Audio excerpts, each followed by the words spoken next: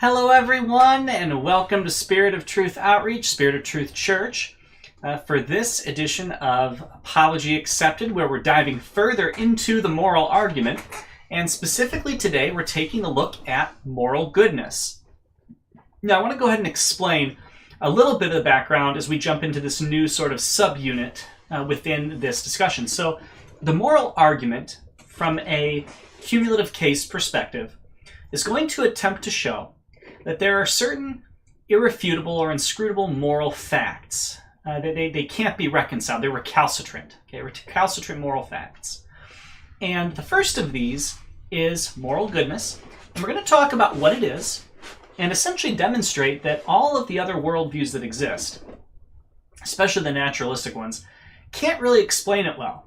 And in fact, actually, Christianity offers the best explanation.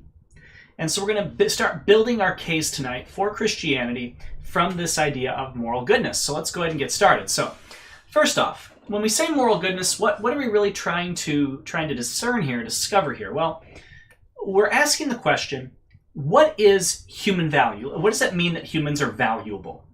Okay? And what does that suggest about reality? In a related sense, also, what is evil? Why is it that humans can be good and evil? That there is such a thing as goodness or evilness. Okay, and again, boiling it all down to where does this intrinsic human goodness or intrinsic human value, like that it is that humans are to be valued, where does that come from? So we've got people now questioning, is evil real? For example, Dr. Joel Marks, who's a professor, I believe I can't remember if it was Yale or where it was, but he's a top-tier professor, is now certain that genocide and animal cruelty are not wrong nor evil. Now, why might one come to that? I'm not saying this is his reason, but why might one come to that? Well, for example, if you're a naturalist and you fundamentally believe that all humanity is simply a big bag of enzymes, that we're just atoms clicked together in a certain way, and that our thoughts and our beliefs and everything else is really just neurons firing in our heads, then if you really take a look at it from that stance, we're just a more ordered form of things than maybe the dirt in the ground or other animals. There's nothing special about us. There's nothing, what is really life and death? They move and they operate, and then inanimate things don't. I guess, but beyond that, there's really nothing special about it. Oh, it's more complex. Yeah, but who cares? Again, nothing is caring in that situation. It doesn't matter in the grand scheme of things whether human beings exist as these molecules arranged this way or whether they're just dust of the earth. It doesn't actually matter in a naturalistic view. There's no ultimate purpose or meaning in this case. And so what you find is that when you believe this, evil begins to be reduced to a preference. This is where you find kind of your echoes of Hume and Nietzsche. That essentially evil is really just an arbitrary thing. It's either a societal construct, or it's the majority rule, or it's one's own personal beliefs about something. And evil becomes relative. It becomes simply a preference or an opinion. Okay? So Marx is going to hold to a form of naturalism, and this is going to have a difficult time really making sense of the truth of inherent human goodness or dignity. Again, naturalism is going to say that simply objective moral values are values on which most rational people agree. Now, Marx is going to see this as futile. In other words, if objective moral values are simply things at which most people agree, that can change. That's arbitrary. It's capricious even, potentially. What if most people aren't educated throughout the world? Then what does that say about our morals? In other words, it really is futile, and I would agree. It is absolutely futile. So, given that, well, how do we explain objective moral value, goodness, and the dignity of human beings? Well, again, and this is a trap that people run into, just because naturalism can't explain it doesn't mean that we should reject moral objectivity. Rather, the existence of moral objectivity is a recalcitrant fact against naturalism. In other words, it's something that's blatantly obvious and in our face that just does not agree with naturalism. It's part of our fabric of reality. It's a reason to reject naturalism. Naturalism is not a reason to reject objective morality. Okay? Again, this concept that everything that exists arises from the natural world. and that there is no such thing as supernaturality or spirituality, is a conclusion that really isn't based on any evidence. And I'll say why. Because typically the evidence that's levied is a blind assertion that there is nothing supernatural, because you can't prove it.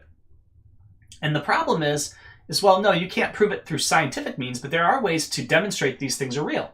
One of them being taking a look at morality in and of itself and saying, this seems to speak to something supernatural beyond just nature. Okay, again, naturalism can't prove itself, and very few people actually hold to this ultra version of naturalism anyway. The other issue is there's no real good reason to be a moral skeptic. Okay, this idea to be skeptical of the morals and of objective morality, it's like, well, why? Why be skeptical of that? Which world makes more sense? Which world is the world we live in? A world where morals are relative, or a world where morals are actually quite absolute? Is murder objective, or is it relative? And now again, there are different things people are going to claim murder, because they'll say, well, that's not a person, but murder is wrong typically everywhere you go. Stealing, objective, not objective. Again, whether people follow it, whether people listen to it, and that's irrelevant. Most, if not all, when something is taken from them, will assert stealing is wrong. Most people, when people are trying to kill them, will admit murder is wrong. See, you got to get into the right mindset. You can't just say, oh, well, people do it, or oh, no. When it's your money and your life and your possessions online, when it's your family, when it's your stuff, then all of a sudden we sort of recognize this, that this morality really does exist beyond ourselves. Okay? Now, what can ethics do? Well, so real quick before we hit that.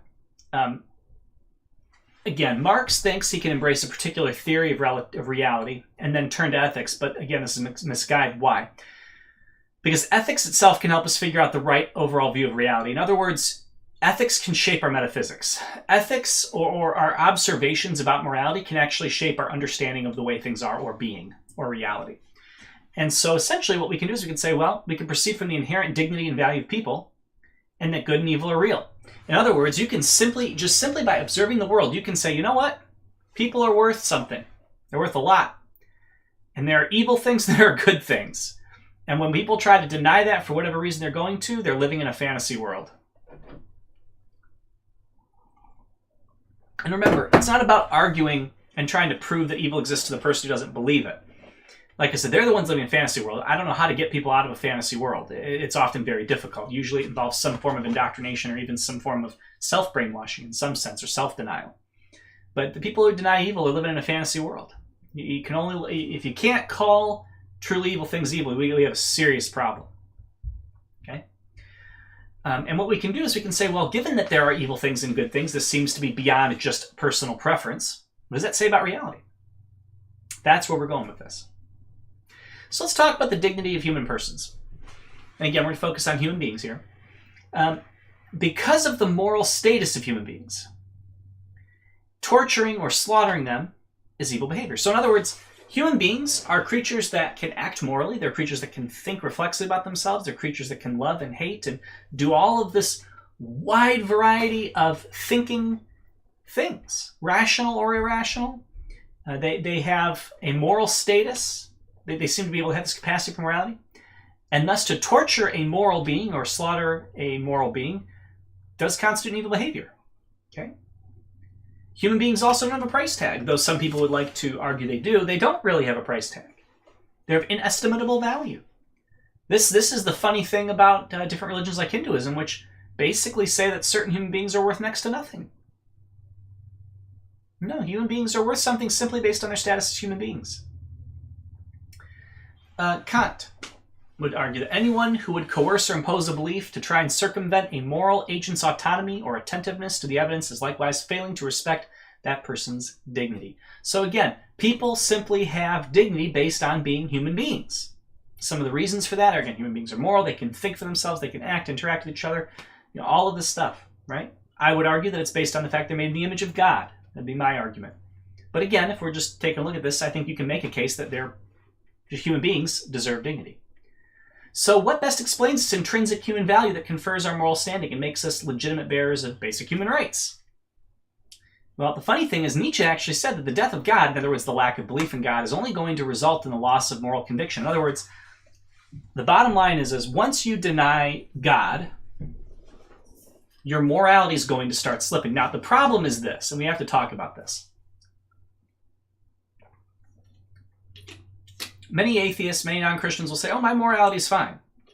Okay, I get why they say that, but we have to actually really talk about what we're getting at.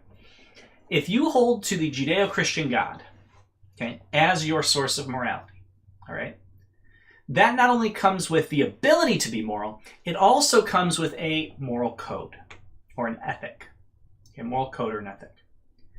Now, what's fascinating is at the core of this moral code or ethic, and I was just writing a sermon on this recently and giving it, is this idea of not only are you to love your neighbor, which is pretty much a given in most moral systems, but it's also to love your enemy.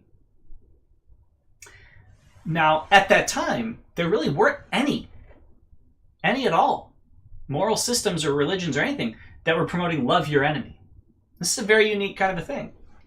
Additionally, the Judeo-Christian God also says or has his morality, worship the Lord God alone. Don't take his name in vain. Don't create any graven images. So you've got that aspect too. You have to love God and love your neighbor. And the degree to which you do is perfection. That's what you're ordered to do. Now, what's fascinating about this is that you walk away from Christianity and what happens? Well, first thing happens. You most likely shift your moral standard. You no longer have a morality concerning God. So right there, you've walked away from all moral precepts that pertain to God. In other words, you've decreased your morality. You've also begun to do those things. So in comparison to what you were before, you're now actively doing more evil according to your old system. So you've decreased in morality in two ways immediately. But then let's push it even further. There's no one holding you accountable anymore but yourself. And maybe your government, if the government can do such a thing. And so now, because there's no God to whom you're accountable, you're just accountable to yourself, you're just more likely to do things that aren't good. Why not? If it makes you feel better. So now all of a sudden, if it makes you feel better, it becomes your new moral standard, your moral maxim, hedonism. And all of a sudden, virtually the majority of the commandments that are in Christianity go out the window. They go out the window completely. So your morality does decrease, and Nietzsche was right. So let's talk about some theories of morality here. So you've got consequentialist theories. And the issue here is less moralistic theories and more the inadequacy of moral theories apart from the theistic context. So in other words, anybody can come up with a system of ethics, a system of things they call right and wrong. The problem is defending them. That's the real issue. It's defending them. So let's talk about consequentialist moral theories. What do? Well, they explain moral rightness and wrongness of actions by appeal to their consequences. Now, this is really, really, really important. Consequentialist theories. Something is right or wrong based on its consequences. I'm going to argue a couple of things right off the bat. First, I want to point out that consequentialist theories is actually how probably I would say the majority of non-Christians, and maybe even some Christians, more on the liberal side of things, actually do their morality. They ask, what's the consequence? What's the product? What's the end result? So for example, you go to something like the Enneagram. If it has positive results, it's moral. Why? Because it has positive results, and therefore it must be from God. If I do X, Y, and Z, and what are the consequences? Oh, they're positive, then X, Y, and Z is moral. That's how the thinking goes. It's if it ends up with a good result, then it must be moral. There's a lot of problems with this, though. A lot of problems with this. First of all, Christianity has never and does not, in any way, shape, or form, define morality by the consequences. In fact, there are times where doing the right thing leads to bad consequences. This happens all the time. Where doing the right thing doesn't actually produce the best consequence. And that's why I'm not a consequentialist. That's why the scriptures are not consequentialist. There are simply moral and immoral things. And regardless of the outcomes, moral or immoral things are right or wrong. Now, one of the consequentialist theories is egoism. In other words, what I want in my own interests is the heart of my moral obligation. I simply am obliged to do right by myself for my best outcomes. Okay, this is Ayn Rand, an anthem. And funny enough, I've always said, I read Ayn Rand's Atlas Shrugged a while back, and I said to myself, if I wasn't a Christian, I'd probably be an Ayn Randian, honestly. But The problem is given that I'm a Christian, Ayn Rand's philosophy and ethics and everything else is like the antithesis of Christianity. But I said, but if Christianity wasn't true, let's just say that, then I'd probably do that. But it's also like the worst possible ethic you could possibly hold. I mean, not the worst, but it's one of the worst. It's like opposite of Christianity in every aspect. And she essentially affirms that the I is God. That is the ultimate arbiter of truth in one's life. And an enlightened version of the self is at work in depicting morality. So essentially, long-term interests, if we hold long-term interests, it's going to lead to a much better quality of life. We shouldn't care as much about the short term, we should care about the long term and do what affects the best long term for us. But the problem is, again, is with all these theories, this rules too much of value out. What about altruism? Where does altruism fit into this? And I don't think, I mean, again, in the standard, yeah, philosophers, PhD people, people who study this kind of stuff and create all these crazy mind games, they have ways of getting around altruism, saying, oh, altruism is not real. But honestly, if we're looking at this, most people are going to say altruism is a good thing. In other words, just doing something nice for someone is a good thing, even if you don't get anything out of it. Okay? We recognize that. We recognize that that's a good thing. And it can't make sense of these things. It also can't make sense of doing things that aren't in your best interest, even if they are a good thing to do. For example, charity. Giving money to help someone out that I know for a fact is never going to help me again. And under this view, why would you ever do that? But again, under a Christian view, it makes perfect sense. Okay. Again, the problem with ethical egoism is that it can't make sense of the very category of intrinsic human value. Additionally, why is the I good? Why is the I God? It can't answer that. It can only say that the self, whatever the self values, is good. But the problem is what makes the self good to begin with? What makes valuing the self good? There's no greater I to give value to the self. So ethical egoism just fundamentally fails.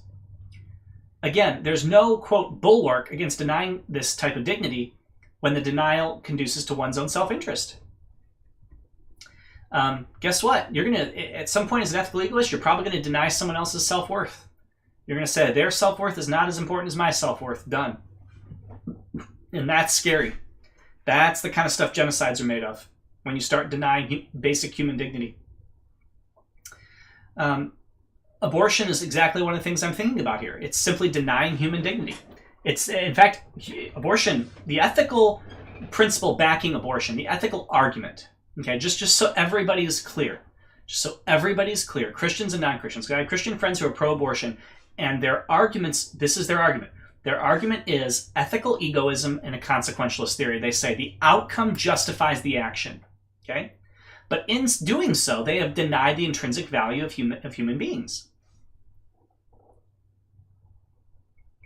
And when you do that, you open the door to atrocity. And in fact, arguably, egoism is at the root of most atrocity, because what you're doing is you're valuing one set or group of human beings over another.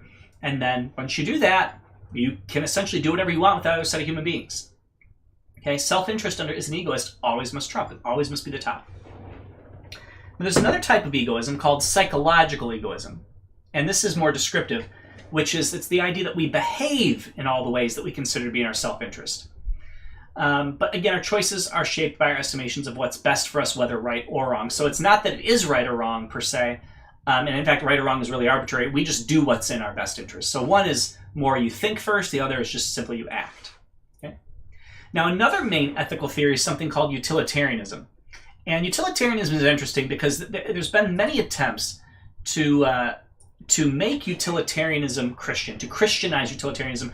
And I'll say this, I've read a number of these, and they've succeeded to varying degrees. I mean, I have to give some of these guys credit where credit's due. They do succeed to varying degrees, but none of them really can deal with everything. And I would argue that's the problem. And that's why I would say I'm not a utilitarian. I think utilitarianism still is fundamentally flawed. But there are some Christians who do actually deal with this. So what matters for morality in a utilitarian context is the maximizing of something called utility, which is flourishing, happiness, pleasure, well-being, or something in their close proximity, essentially, for all affected by an action. So it's literally doing the most good for the most people. Okay. And this can explain the nature of morality. In other words, it says, well, how do you know what's a good thing or a bad thing? Well, what benefits the most people? Okay, so it's an explanation. But does it really safeguard human dignity and the human rights that such dignity entails? Does that actually happen? So the problem is, again, it's a consequentialist theory, so they insist that consequences are the only relevant moral factor. And the problem is, this is hard to reconcile with the idea that there are simply some actions that, irrespective of consequences, should be performed. Now, I'm just going to give you an example here. Given the COVID issues, right? There's some very real issues where people might say, well, we should deny anyone who's not vaccinated from ever being able to be in a public place, stop them from working, and basically pressure them into doing this. And if they don't, then boom, they just suffer and maybe even die if they can't work or go homeless or whatever. And the problem with that is okay, that may benefit the most amount of people in certain ways of measuring utils, but that is not morally correct. That's consequentialist thinking. It's not morally correct. It's the whole idea of, well, if we just kill all the homeless people and all the mentally ill people, we just get rid of everybody who's a drain on society, then we'll have more money and everyone who's still living will benefit more. And it's like, okay, this is scary. That's some scary thinking, right? But that's exactly the kind of place utilitarianism leads. That's the reason why it's problematic. Now, Christian utilitarianism is going to say something like, well, ultimately people's souls matter, so whatever leads to the most salvations and things. But even in that, I mean, you start to justify some weird things. Once you go consequentialist and you detach yourself from intrinsic value and intrinsic good and evil, you start to run into some weird scenarios where you can justify things you don't want to justify. And unlike the teachings of Scripture, which I tell everybody, don't find the extreme cases, look for the standard case. In the case of ethical theories, no, what you're doing is you're always looking to the fringes. You're looking to see, what is this actually going to cover properly, what is it not? So you do want to go to the fringes for ethical theories. One of the biggest, at least most prominent utilitarians that most people know is John Stuart Mill. And he identifies the duty of justice with the perfect duties discussed by philosophers, which involve the rights of individuals. So society ought to protect such rights due to general utility. In other words, it's beneficial for societies to protect the rights of individuals. The problem is most of the world does not operate like this, and so there are problems. But again, people fall through the cracks. There is no fair or just utilitarian. There's just the outcome. So all forms of utilitarianism fail to account for that portion of common sense morality that affirms that individuals have a moral standing in and of themselves, not simply it's just good for everybody that we all have rights. They don't actually say the rights are grounded in individuals or in humanity itself. They say rights are simply good because of the outcome they produce. Well, what happens when somebody decides that the outcome produced by rights is really not worth it? I mean, now you're talking about Skynet. You're talking about robots essentially saying, yeah, human beings being free, not okay. Where is that happening? Well, China. Take a look at that. Take a look at a lot of the different countries where you have dictatorial regimes, and you'll find that indeed rights are limited or taken away as a result of a few people determining that it's not in the benefit for all to have them. So, the utilitarian explanation of wrongness appeals again to the generally injurious consequences for the community rather than the fact that people simply shouldn't be treated that way. So it's like, no. Rights are, in this case, they would be derivative, not intrinsic, and that's the issue. We want our rights intrinsic. Now, this is really important as well for the political conversation. I'll get to that in a minute. Because essentially, in Christianity, your rights are intrinsic. In virtually all of these consequentialist theories, your rights are derivative. Now, why is that important? Because if your rights are intrinsic, they cannot be violated for any reason, right? They're inalienable rights, they're intrinsic rights. You cannot violate them for any reason. Doesn't matter. You just cannot violate those rights. In the case of derivative rights, they can be violated. Derivative rights are only there as long as they're beneficial. But the second that a group of people in power cease to see them as beneficial, they're gone. This, unfortunately, also has the consequence of over-creating rights or under-creating rights. So you have certain or both at the same time. In other words, people in our country right now are trying to take away right to freedom of speech, take away the right of freedom to assemble, take away the right to freedom of religion, and promote things like trans rights and gay rights and women's rights and all of these other types of rights that don't actually exist. They're not actually intrinsic. They are derivative. In other words, they're generating them out of thin air and trying to tell you have these rights when you don't actually have them intrinsically. And again, I would argue that derivative rights, there are certain situations in which you have derivative rights. So for example, the right to vote. The right to vote is not intrinsic. The right to vote is derivative. If you commit a federal crime, you can lose the right to vote. Okay, if you're a felon, you can lose the right to vote. So there are times for derivative rights, but when we try to get derivative rights for like humanity in general, it doesn't work because it ends up actually harming other people. Giving too many rights actually harms people. It's fascinating when you look at it. So again, utilitarian, for example, genocide, by the way, is only wrong because of, I like this, because of administrative incompetence. In other words, genocide and utilitarianism would be great if it could be done with precision, is really what it comes down to. If you could execute that perfectly, you'd probably find a way to justify it. Again, why utilitarianism is problematic. It can't justify intrinsic value and worth. But if it could justify genocide through the benefit of all, it would do it. Now, another type of theory, or a set of theories, is called virtue theory. Okay, it's another type of theory. It's called virtue theory. And virtue theory is what we're morally obliged to do. Okay, is what it conduces to virtue. So again, the focus is less on obligations and more on what sort of people we're becoming by the actions we perform. So our choices are going to put us on trajectories in terms of virtue. The goal is to become a virtuous person. Okay, so our choices put us on these trajectories. They shape people into what we're becoming. And that sounds good. It's like, well, I want to do what's virtuous. That's true, yes. And what we're morally obliged to do conduces to virtue. But how does it explain human dignity? It doesn't really do that. Again, the moral wrongness of an action is ultimately explicable in terms of the damage done to the soul, integrity, or character of the person performing the action, not the nature of the action itself. So things are wrong, again, based on, does it set you off on a good or bad trajectory? So again, that's not going to hit it. You really need a being to define morality for you. That's actually what you need. You need someone to authoritatively say, this is good, this is evil. All of these other ways to try and define morality only sort of work. Again, moral wrongness of an action, this leaves out the nature of the action itself again, and some actions simply fail to accord the dignity and worth to another person that morality demands. So again, the problem is yes, I could spend all this time and money building my soul up and not help anybody else, but I could help other people, and maybe that wouldn't actually build my soul up, but it does help other people. See, you run into this problem where it's like, well, what really is virtuous, right? And who's defining virtue to begin with? Well, again, better soul, but you still got to have an anchor there. So virtue theory, in my opinion, doesn't work either. Now, what about a theistic picture? So what are we talking about with a theistic picture? Well, the issue is not whether secular ethicists can apprehend human value and significance. So this is really, really important. When I have conversations about morality, they say, well, I think human beings are important, and I think they have significance. I never said you didn't. Well, I think I know what right and wrong is. I never said you couldn't tell what right and wrong is. In fact, if anything, your moral conscience that God's given you is going to help you understand what right and wrong is. It's going to help you understand what human value is. My question is, how do you defend it? How do you ground your knowledge of this? How do you ground your belief in this? Because the problem is, there was an ideological shift that had taken place. People, believe it or not, throughout human history did not see an intrinsic value to human life. Look at any ancient civilization outside Judeo-Christianity, and you will find that people being oppressed by other people being killed by other people en masse. It took Judeo-Christianity to get everybody to think that human beings had intrinsic value. It's actually not progressive to walk away from that. It's retrogressive. It's going backward. It's regression. Again, we quote, and I like this quote here, we deceive ourselves also, however, if we doubt how very fragile this vision of things truly is, how elusive this truth that only charity can know, how easily forgotten this mystery that only charity can penetrate. In other words, there's something about the fact that all human beings have value that it is not the, quote, common position. It is not the easy position. It's actually the minority position in history. And it's something we have to fight for and hold on to. And as we hear people who are intelligent telling us to drop this, we have to be very, very skeptical, and also not just of what they are, but their reasons for saying this. Because you got to understand, people often say, well, I'll take me wherever truth leads me.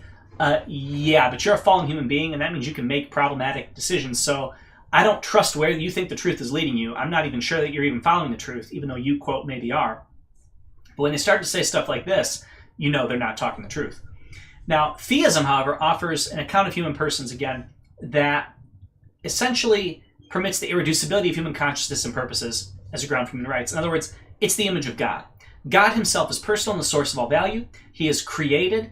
And again, the value of personhood is founded in that the metaphysically, axiologically, and explanatorily ultimate being is personal. In other words, God is personal. Personhood is something to be valued. It's something that carries value with it because God is valuable. And we have been created by our Creator with this person, in the image of God, and thus we have inviolable rights from God. Okay, we have inviolable human rights. We have purpose, and we have and to be loved and infinitely by Him. We're made in God's image.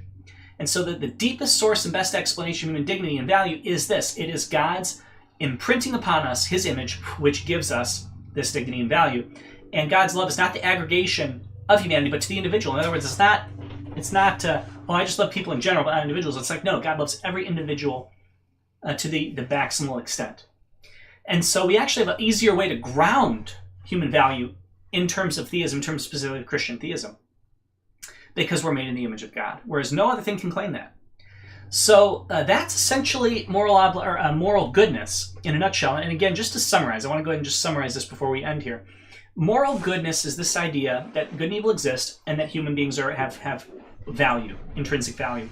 And most of the other religions and other views deny some part of this. They either deny that the value of humanity is intrinsic, they say it's derivative, or they deny the existence of good and evil. They do something, or they simply affirm it but can't justify it. Christianity is the only one that can actually affirm it and justify it to a good extent, to a rational and reasonable extent. And thus, it is one prong as to why Christianity is actually true, as opposed to these other false views that simply do not explain the world we see. They do not represent reality, whereas Christianity absolutely represents reality. And with that, I have had a fun time talking with you tonight. I hope you have a wonderful rest of your evening. I hope you've enjoyed this edition of Apology Accepted. Thank you so much for joining us here at Spirit of Truth Church, Spirit of Truth Outreach. And I hope you have a wonderful evening.